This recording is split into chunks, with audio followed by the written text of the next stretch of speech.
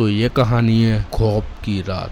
तो मैं हूं आदित्य, आप देख रहे आदित्य की हॉरर स्टोरी। अगर वीडियो आपको अच्छी लगी तो चैनल को लाइक कमेंट सब्सक्राइब जरूर कर देना। जनवरी की ठंडी रात में अनामिका ठीक समय पर स्टेशन पहुंच गई, लेकिन इतने लंबे सफर का सोच कर ही अनामिका की जान निकल रही थी। एक तो अकेली, ऊपर से 2 दिन का सफर। अनामिका को अब अपने ऊपर गुस्सा क्योंकि आखिर उसने दीमापुर जाने के लिए हामी भरी। आखिर इनकार कर दिया होता तो अभी तक अपने मुलायम बिस्तर पर रजाई में घुसकर मजे से सो रही होती। लेकिन जब बॉस ने ऑफिस की मीटिंग में अनामिका का नाम प्रोजेक्ट के लिए लिया तो वो मना नहीं कर पाई। उसने अपने साथ इस प्रोजेक्ट के लिए एक और को चुना था, जो थी उसकी बेस्ट फ्रेंड शालिनी। लेकिन उसने निकलने से 2 दिन मना कर दिया। शालिनी की अचानक ऑफिस में ही तबीयत खराब हो गई, जिसकी वजह से शालिनी का अनामिका के साथ जाना नहीं हो पाया और इसी वजह से आज अनामिका को अकेले ही दीमापुर के लिए निकलना पड़ा। शालिनी से बात हो गई थी और तय हो गया कि जैसे ही उसकी तबीयत ठीक होगी फ्लाइट से सीधा दीमापुर पहुंच जाएगी। स्टेशन पहुंचकर पता चला कि ट्रेन आधे घंटे देरी से आने वाली है। अनामिका ने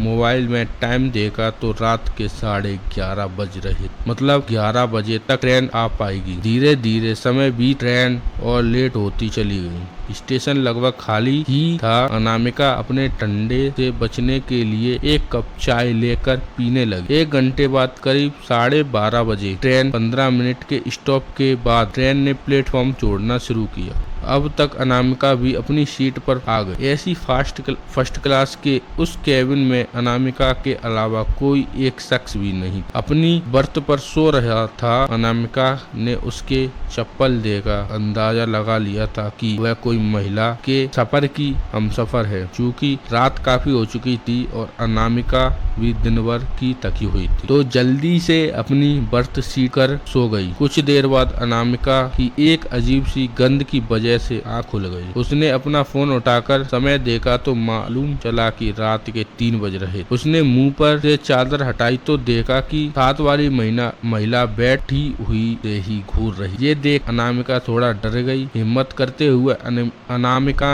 ने उससे, क्या हुआ आंटी, कुछ प्रॉब्लम है क्या? लेकिन वो महिला बिना कुछ बोले वैसे ही उसे घूरती रही। अब तो अनामिका का डर की वजह से बुरा हाल था। एक बार फिर उसने हिम्मत जुटाकर पूछा, आंटी आपकी तबीयत ठीक है ना? कुछ चाहिए क्या आपको? तभी अचानक एक झटके से ट्रेन रुकी। शायद कोई स्टेशन आ गया। झटके की वजह से उस महिला को जैसे होश सा आ गया। वो बिना कुछ बोले वापस लेट गई। अनामिका को उसके इस अजीब से बर्ताव पर आश्चर्य हो रहा और कि समझ में भी नहीं आ रहा कि इतनी अजीब सी गंध कहां से आ रही थी और वो औरत कैसे इतनी गंध में भी सो रही थी। ट्रेन ने वापस रफ्तार पकड़ ली। अनामिका गेट खोलकर अटेंड बुलाने गई। दोनों जब केबिन में लौटे तो अनामिका ने फिर से उस अटेंड को बोला, देखो कि कितनी गंद और अजीब सी गंध आ रही है। अटेंड ने केबिन में घुसते हुए बोला, मैडम मुझे तो कोई गंध नहीं आ रही।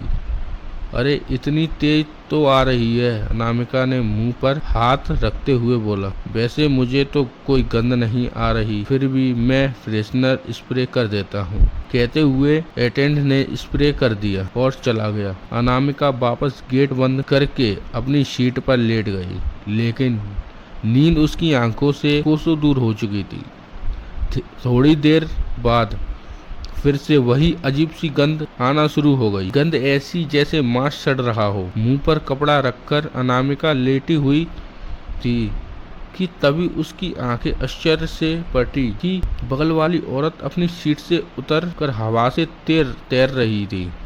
डर के मारे अनामिका की चीख हलक में ही दबके रह गई। उठकर भागने की कोशिश करती हुई अनामिका ऐसे हो गई जैसे कि किसी ने उसे जकड़ लिया हो। उसी कोच में वो पसीने पसीने हो गई। अचानक वो औरत एक भयानक चीख के साथ अनामिका के ठीक सामने आ गई। डर की वजह से अनामिका हिलडुल नहीं पा रही। चीखना चाह रही थी, लेकिन सिर्फ आंसू ही गलों तक गिर रहे थे। उस औरत ने अनामिका के चेहरे के बिल्कुल करीब आकर एक बार फिर एक भयानक चीख भरी। अनामिका ने उसके मुंह से आती चे गंध को अपने चेहरे पर महसूस किया। उसकी चीख अनामिका की सांसों में शीशों की तरह उतर रही चली। अपने हाथ बढ़ाकर अनामिका का गला पकड़ लिया और फिर से एक जोरदार चीख मारी। अनामिका ने एक गला छोड़ने की कोशिश करने के लिए जैसे ही उसका हाथ पकड़ा, कुछ गिलगिला चिपचिपाने से चीज उसकी हाथ हथेलियों में लग गई और अचानक वो औरत हवा बनकर गायब हो गई। अनामिका डर कर गेट की तरफ पलटी, बाहर देखने के लिए। बहुत कोशिश के बाद भी उससे गेट नहीं खुला। ऐसा लग रहा था कि जैसे कोई पूरी ताकत से गेट नहीं खोलने दे रहा है। अनामिका गेट पर ही बैठ गई और रोते रोते बाहर निकलने का आइडिया सोचने लगी। तभी उसे अपने फ़ोन का ध्यान आया और वो झट से अपने फ़ोन लेके आई और रेलवे पुलिस को फ़ोन लगाने लगी। अचानक से किसी ने उसका फ़ोन छीनकर खिड़की की तरफ उछाल दिया और फ़ोन खिड़की से टकरा के नीचे गिर गया। अनामिका ने जोर जोर से दरवाजे को पीटकर मदद की गुहार करी, लेकिन उसकी आवाज़ सुनने वाला कोई नहीं था। तभी अचानक से वही भयानक चीख के साथ वो औरत फिर से केबिन में आने जाने कहाँ आ गई। उसने अनामिका के पैर को पकड़कर खींचा और केबिन के दीवार पर झटक दिया।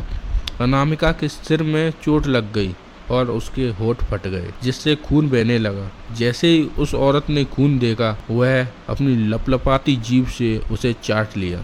खून चाटने की उस औरत का चेहरा एक शैतान के चेहरे में बदलने लगा। एकदम काला जाला हुआ चेहरा, आंखों की जगह बस खाली गड्ढे दिखने लगे। उनमें कुछ सफ़ेद सा चमकता हुआ, नाक के जगह बस 2 छेद, मुंह में दांत थे कि नहीं ये नहीं पता, लेकिन जीभ एकदम काली, जले हुए चेहरे से खून रिस रहा था। अनामिका इतना भयानक चेहरा देखते ही बेहोश हो गई। थोड़ी देर बाद जब होश आया तो उसने देखा केबिन में वो अकेली ही है। वो औरत एक बार फिर से गायब हो चुकी थी।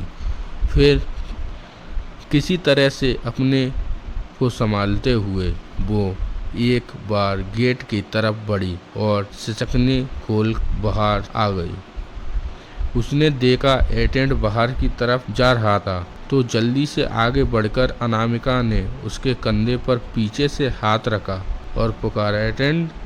जैसे ही मुड़ा, अनामिका चीख कर वापस अपने केबिन की तरफ भागी। तब तक अटेंड के रूप में वो औरत भी अब उसकी तरफ लपकी।